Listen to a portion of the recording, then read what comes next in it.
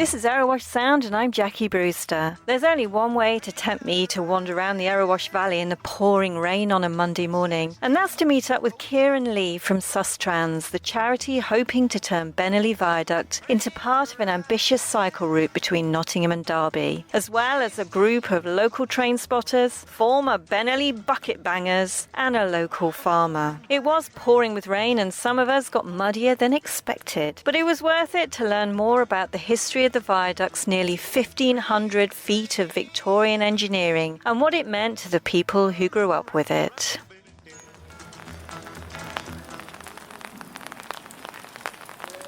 At the public inquiry in 1980, British Rail obviously wanted to demolish it because for them it was a liability, it was going to cost them money, it didn't have a future. And it was Michael Heseltine who was the Secretary of State at the time, and he did something quite unusual. He didn't say yes you can demolish it or no you can't. He said, well, let's see if a group can be formed to look after this viaduct. And as a result of that, there was a group called the Bennerley Viaduct Preservation Trust that came into formation, and they kind of looked after the viaduct, up until 1998, and then it got passed on to Sustrans. So hopefully within 2 or 3 years' time this will be opened up and you'll see cyclists and walkers going across the top. Even on a grim day like today, you come down and you marvel at it. It's fantastic. For my sins, I've been trying to work out how many rivets there are in this structure, and and if you look at each pier has got 12 columns, and each column is in quarters. And there's 80 rivets that go up to the top on each kind of side. And so you start doing the calculations and you end up, I think, for the whole viaduct, you must be close on 500,000 rivets. They've all been put in by hand. And that was why when British Rail put in tenders to demolish the viaduct, the estimates that came in were astronomical, because you can't take an oxyacetylene torch to wrought iron. It's got to be dismantled piece by piece. Kieran's just said that it's actually not fastened down, it's just the weight of the bridge. That's right. That keeps it in place. Where the piers are on the brick foundations there's nothing holding them down to the foundation. It's just its own weight that holds it in position. There's nothing. There are no bolts through into the foundation or anything. Wow. It just sits there. I suppose, what kind of bolts would you... Big ones. Yeah. So you lot used to go up there, did you? Or did you just play underneath it? What? Is this switched off or what? That's still running, interestingly. Well, there used to be. See where those sleepers are? There used to be planks, a plank walkway. They're still there. They're still there. Still, some of them are still down there. at the end, and if you're brave enough, you could walk along. Get down, how? Well, there were manholes Right. on the track level that would take you to the underside of the bridge, and those sleepers, those planks, stretch the whole way between all the spans. You can see one up there, look. In fact, there's two together up there, right on the edges. See the different colour?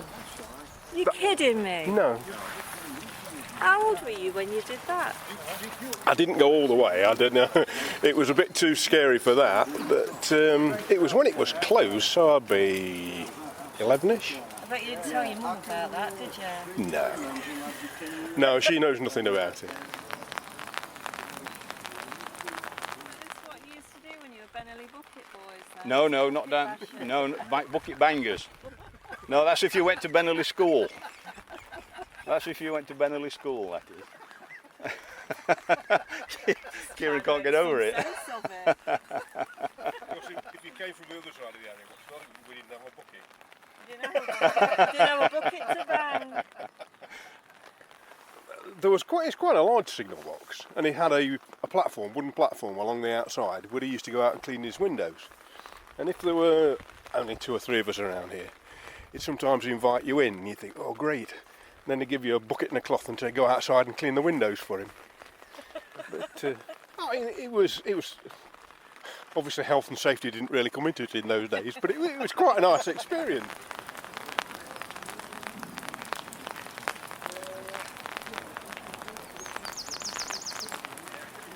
Overall, the wildlife I'd have to travel a real long way up to see some things. What's better than this when it's on us doorstep like this? You know, there's quite a few tains as we've seen now, and them tains are supposed to be, you know, well, getting quite scarce or something, aren't they? And there's a couple, there's about 4, there's 2 pairs of buzzards what's round here regular. Yeah, so probably know better than me, but there's a lot of lapwings. I love them, and there's a pair of golden-eyed ducks on here as I've seen only yesterday, and there's quite a lot more this year than last year actually, baby mallards. There's woodcocks, I've seen quite a few of them, and we're starting to get the odd few pheasants. Fantastic. A lot of garden birds, your finches, we've got yellowhammers, we've got goldfinches, bullfinches, and then the tit family. There's about 13, I counted 13 at one time, of the long-tailed tits, all you know, further up there, and that was really great. It was just a sudden drop of the hat. My mum taking me and my little brother down to Nottingham. We'll catch the train at Orsworth because station's shutting next week. Of course, we went, excitement, getting on this train like and that. Just to walk round Nottingham, didn't buy a great deal, but we bought a goldfish to say that we'd been a goldfish each. And Gary, my brother, dropped his on train like, and, you know, ended up crying on way back, you know, water and that. It were dead, of course, before we could get it some more water. But that's his final journey, what we can remember on it. But I can remember seeing them going across here just like it were, you know, a decade ago, and it's now coming up to 5. You talk about Orsworth railway station. Yeah. Because I spent a bit of time on Orsworth railway station, and it used to have one of those cast iron urinals at the end of it. That was the most awful place you've ever been to in your life. It didn't matter, in the summer it was horrendous, absolutely horrendous, and it was diabolical, and it still lives on in a lot of memories of people who visited Orsworth Station, does that. But it was an interesting little place, and again, was if you got the right person on duty, he'd let you go in and issue tickets and things like that. Did he let you clean his windows for him? No, he let me issue tickets. It was really, really quite, you know, I'd moved up in the world then, from window cleaner to ticket to issuer. I wonder what happened to the urinal then. I don't know, but if you want to try one out, there's one at Christ's Tramway Museum. I don't know what a cast iron urinal would be like. Obviously, I don't use urinals. Pretty awful. Basic, I think is the word. That's enough of that, I think, don't you?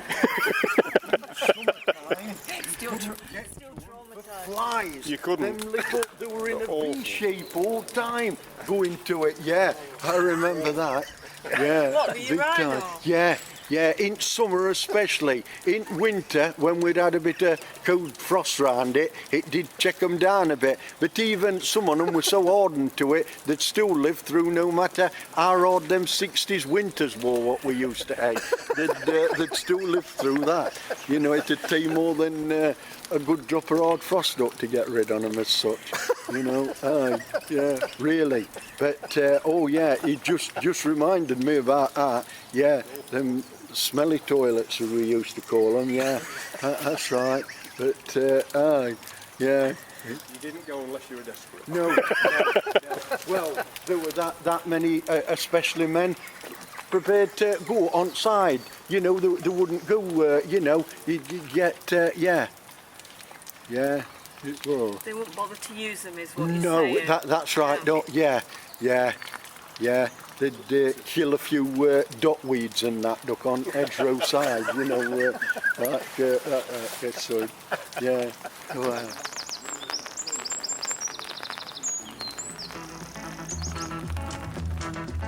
There was more to learn about the viaduct, but we were thoroughly soaked, so returned to the Erewash Sound studio for a well-deserved cup of tea.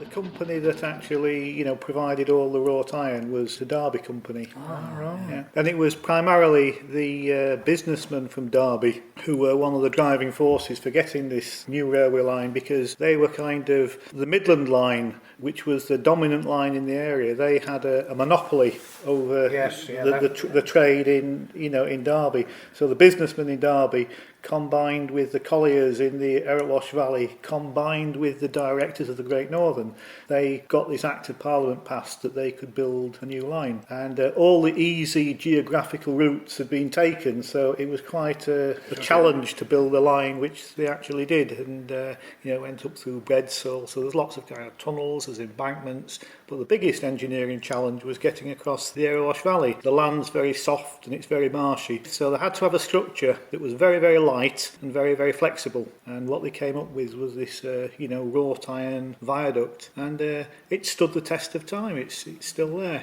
And at the time when that was built, that was seen as modern technology. That was cutting edge. That was absolute state of the art at the time. Yes. Yeah. Which is why the first part of the viaduct on the Ilkeston end over the Erewash Valley Railway, the Midland, is a conventional bridge with brick pillars. Yes. Because the Midland Railway didn't trust the new technology of the time, and they thought it's possible that the lightweight viaduct could collapse onto their line, and so they insisted on a conventional bridge. Do we know who designed it? Richard Johnson and Samuel Abbott. Because 1879 we'd got the famous Tay Bridge disaster. That was it. Thomas Bouch was that designed that, and it fell down when the wind blew. That's right, yeah. And there weren't many wrought iron, structures built after that, because it kind of fell into disrepute. But a lot of the problems, from what I understand, with the Tay Bridge was the quality of the materials which were used. And the workmanship. And the workmanship, yeah. Yeah. But that was, ironically, the year that Bennerley was built was the same year that fell down. 1879, yeah. The railway lines were privately owned, weren't they? That's right, yeah. But they would appeal for shareholders. But it wasn't. I suppose what I'm saying, it wasn't government money. No. We didn't do government money then. It was a very, very profitable line because it served the coal industry in the Erewash Valley. I can remember we used to call it the Burton beer train that used to come over in the evening, about 7 o'clock I think it was, some evenings, going towards Nottingham. Where it was going in the end, I'm not sure, but it was full of tank wagons full of beer. So hopefully it never derailed. So I mean, the viaduct, it did its job really well until 1964, and that's when Beeching came along and all the railways were rationalised, and that particular line was one of the lines that went. And so from 1964 onwards, from 1968, sorry, that's when the last goods train went over. It's just been left there on its own, isolated. The embankments on both ends have gone, and it's just stayed there. And I think in this area here, lots of people they know the viaduct's there, but they don't know much about it. And for me, getting involved in the project, it's been like a real journey of discovery. Finding out the history of the viaduct, and it's absolutely fascinating when you start digging and you keep unearthing all these different puzzles, and you think, well, I wonder why that happened. And it's like the viaduct still has its secrets, doesn't it? It does. But we've moved on a whole generation, haven't we? Since there was a train on it, and people are just not aware of what it was for or why it's there or anything really.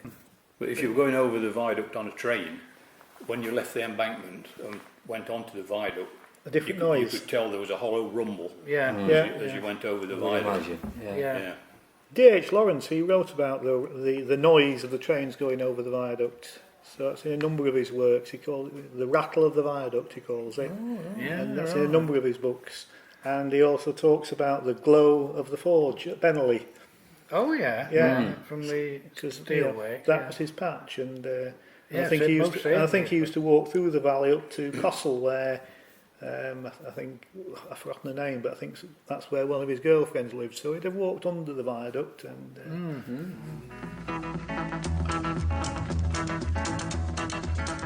remember one Saturday morning I was down at Bennerley on my own, probably about 9 o'clock in the morning. A loco came over light engine. I'd not been going down there very long. I didn't really know a lot about which different locos were which. This engine came over the viaduct, light engine, and I wrote the number down, 62760. And when somebody came down, somebody else, has anything been by? I said, yeah, there's been an engine over the top, 62760.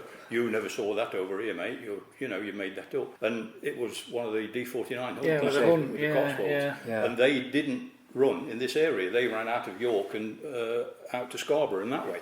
And you never saw them around here. Quite what it was doing around here, I don't know, but it certainly came across light engine. So is that the same as like me going down to the viaduct with my binoculars and seeing, seeing an egret, for example, because I saw one of those a few weeks ago. And I've never seen one down there before. Yeah. Just like somebody seeing a bird watcher, seeing a rare. And I felt really chuffed when I saw that, you know. Sure, that's how it is. That's how it was for me. Yeah, nobody believed me. No. What number was it? 62760. And you remember that from how many years ago? The Cotswolds. That would be about fantastic. 1958-ish. Mm-hmm. Yeah. Some of the enginemen on the Great Northern Line above, certainly the firemen, wouldn't be that much older than us. So for sheer devilment, we are there comes the train across and the loco on the front, and we need to copy the number down in our little book, and they'd hang out the cab and put the hat over the number. So the secret was to send one of the urchins to the other side of the viaduct so they could read the number on the other side of the engine, then come back and report. And we used to curse at them, of course, but in reflection, they were only just a little bit old. They'd only be 18, 19-year-old, these young firemen, and it was just pure devilment, you know.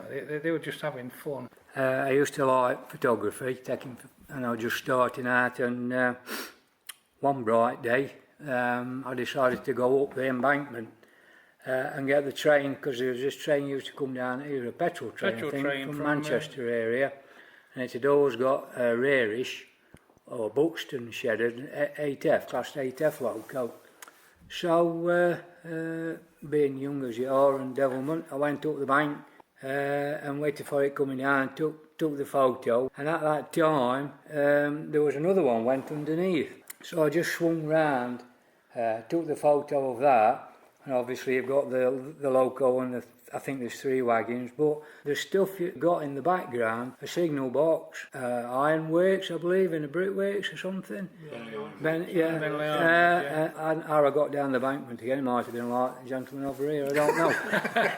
But I've often thought, well, what an idiot, because I could have been killed. The anxiety of wanting to take a good photo and the love of railways overrode everything. And I'd only be about, when I took that photo, it'd be perhaps between 59 and 62. I'd either nearly ready for leaving school or left school. You didn't think about things like that, so I just got down and put my camera in my bag, I suppose, and carried on with football match or cycle back to Langley Mill. It's a fantastic image, and it's up on the wall in the museum at the moment at Ilkeston. And it's nice that, you know, I'm pleased you like it. A few moments of, how can I say it, madness many definitely. years ago. Yeah. We've got that image, and it's all part of the Viaduct's history, and it's lovely to I don't know if it's right to say this. I've often thought, since last night, I thought, can they still get it for trespassing or no? I don't think they can. British Transport Police are I very thought, well, if they dig the archives up.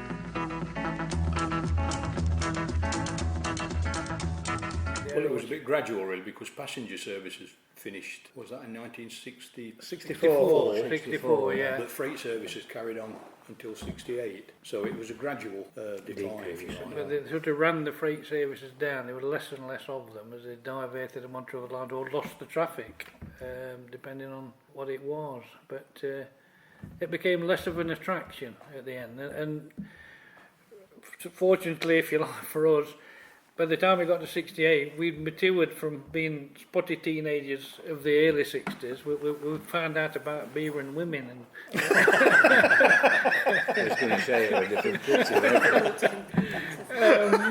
we had different priorities then. Yeah.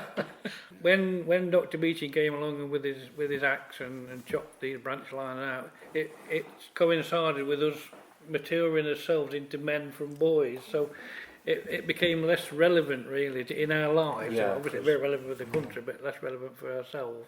Probably we didn't notice perhaps as much as we would if we'd have been younger. Probably the younger element that followed us missed it more than we did, you know. People have sent us photographs from all kinds of ages, and all the landscape around the viaduct has changed completely. There used to be the ironworks, there used to be no woodlands there, there used to be a lot of open cast mining there, there used to be a coal disposal plant there. And so the whole entire landscape around the viaduct has changed. But the constant feature over the last 100 years is the viaduct, and it still stands there, and hopefully it'll still be standing there in another 50 years' time. Yeah, or 100 years' time. Let's hope so, yes, indeed, yeah. Certainly the viaduct, I mean, it was built to have wheels going over it, and there'll be wheels going over it again, but there'll be bicycle wheels, within 3 years, which is really nice. And when the viaduct's open, I think it will be a huge magnet for lots and lots of people, for walkers, for families, for historians, for railway people, for just people who want to see a magnificent piece of architecture. And once that's opened up, I think it will become more than just a cycle track going over the valley. It will become an attraction in its own right. So I think it's got the power to do, quite a lot for this area. And local people, instead of just saying, well, yeah, it's there, it's something that they can know about and learn about and be really proud of. Proud of what they've got. Correct, yeah. Because obviously as it does get going, it'll pull people into the area. Once again, it might be good for shops, etc. Yeah, trade and everything. The general good for the area, like. Let's hope so. Thanks to Kieran Lee from Sustrans, as well as local railway enthusiasts Paul Atchinson, Paul Topless, Brian Barfield, Pete Abbott, Roger Mokes and farmer Kevin Noon for sharing their knowledge and memories of this amazing structure. Keep listening to Erewash Sound to find out how the project to see the viaduct back in use develops.